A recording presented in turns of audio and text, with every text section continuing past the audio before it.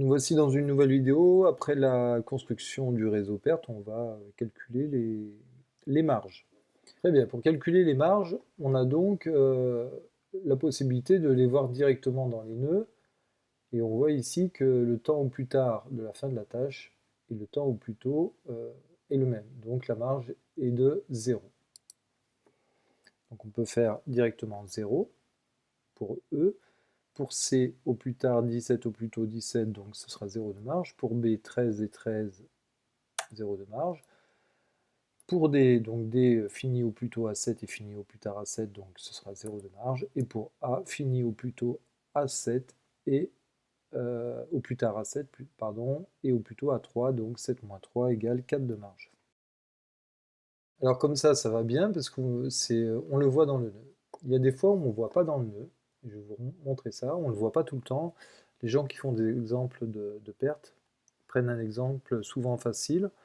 Là c'était le cas, c'est un exemple facile, mais par contre je vais vous montrer un deuxième truc.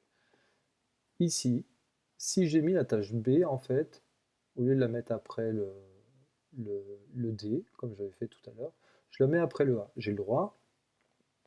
B a pour antécédent A et D. J'ai mis la tâche B après le A. Je vous rappelle, tout à l'heure, j'ai mis la tâche B après le D. Je pouvais la mettre l'une ou l'autre, mais j'ai expliqué qu'il était préférable de la mettre après la tâche la plus longue. Mais si je ne l'ai pas fait, eh bien écoutez, regardez, dans les nœuds, on ne voit plus les marges. Parce que ici, sur ce nœud-là, pour le temps de fin au plus tôt, ou le temps au plus tôt, j'avais le choix entre 7 plus 0, ben, j'avais le choix entre 7, 0 plus 3, 3. Donc entre 7 et 3, je dois prendre le temps qui finit le plus tard, puisque la tâche B commence après la tâche qui dure le plus longtemps, c'est D. Et donc ici dans le nœud, eh bien, on voit plus la marge. Donc si ça arrive, il va falloir calculer. Et le calcul, il va se faire par l'intermédiaire de cette petite formule. Donc la marge sera le temps au plus tard de la fin de tâche, moins la durée de la tâche, moins le temps au plus tôt du début de la tâche. Donc on va faire ensemble. Temps au plus tard de fin de la tâche.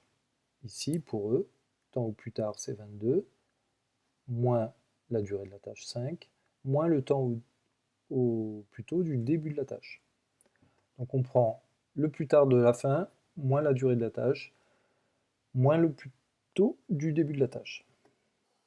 Donc 22, moins 5, moins 17, 0. Pour C, 17, moins 4, moins 13, 0. Pour B, 13, moins 6, 7, moins 7, 0. Pour D, 7, moins 7, moins 0, 0. Pour A, 7, moins 3, moins 0, 4. Donc on arrive au même résultat, mais là on le fait par calcul, c'est un peu plus fiable parce que si j'ai construit mon réseau d'une certaine façon, eh bien je ne vois pas les marges. Revenons au premier graphique, c'est celui-ci. On a vu la construction de notre réseau, donc je rappelle, quand on a une tâche avec deux antériorités, on essaye de la mettre après celle qui dure le plus longtemps. Alors maintenant on va exploiter le réseau perte avec le graphique de Gantt. Alors comment ça fonctionne? On va prendre pour chaque tâche son début au plus tôt et sa fin au plus tard. Donc A commence au plus tôt à 0, finit au plus tard à 7. Donc on va mettre une petite flèche qui commence au plus tôt à 0 et finit au plus tard à 7. Ensuite D qui commence au plus tôt à 0 et qui finit au plus tard à 7.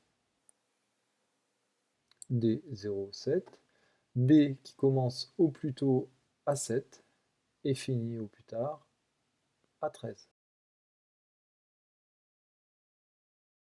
La tâche C qui commence au plus tôt à 13 et qui finit à 17. La tâche C qui commence au plus tôt à 13 et qui finit au plus tard à 17. Et la tâche E qui commence au plus tôt à 17 et qui finit au plus tard à 22. Alors maintenant, je vais mettre les tâches dessus. Donc, on va commencer par la fin. Je mets la tâche E qui dure 5. Je vais mettre la tâche C qui dure 4. Je vais mettre la tâche B qui dure 6. Je vais mettre la tâche D qui dure 7. Et je vais mettre la tâche A qui dure 3. On a vu dans le calcul, donc, la marge de E était de 0. La marge de C était de 0 aussi. La marge de B, 0. La marge de D, 0. La marge de A, 4 de marge. Donc les marges ici, elles sont évidentes, elles sont illustrées graphiquement avec ces flèches. Et donc le chemin critique, les tâches qui n'ont pas de marge. Alors concernant la marge de A3, eh bien, quand je fais bouger A3, c'est-à-dire si je ne veux pas la commencer à 0, mais je veux la commencer plus tard, quelle que soit la raison, eh bien on voit que ça n'a aucune incidence sur les autres tâches. Et donc cette marge est appelée aussi une marge libre, parce que du coup, elle n'a aucune incidence sur les autres tâches. On verra dans d'autres exercices, je vais faire une autre vidéo sur un autre exercice que je vais proposer.